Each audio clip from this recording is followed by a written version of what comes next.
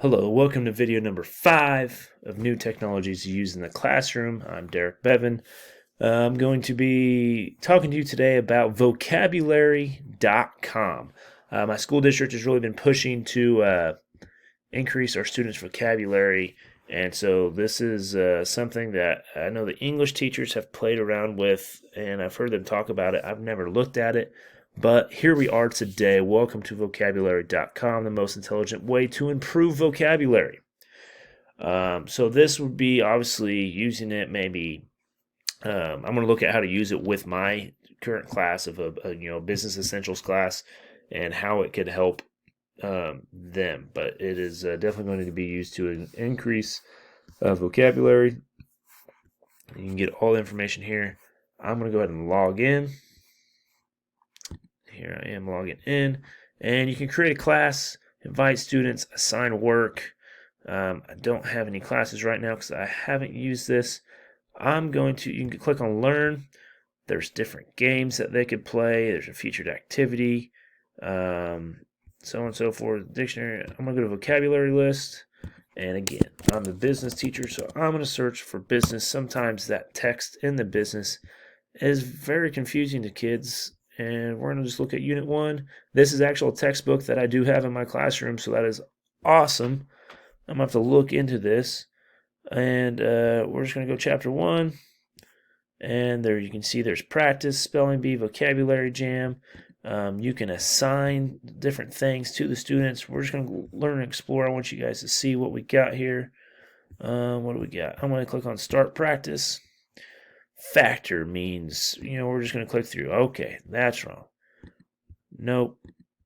It's an ingredient. A factor is part of an element, so you can see it gives a good definition over here. And the word factor doubles as both a noun and a verb. It really goes into detail.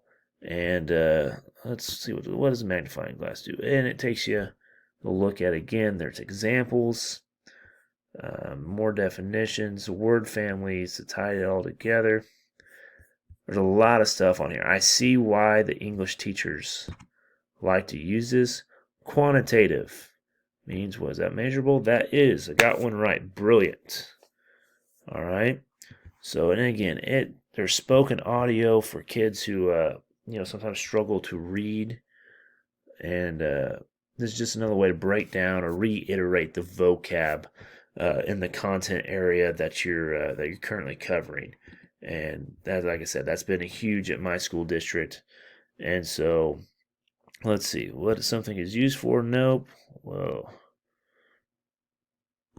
There we go. Aider support. Well done.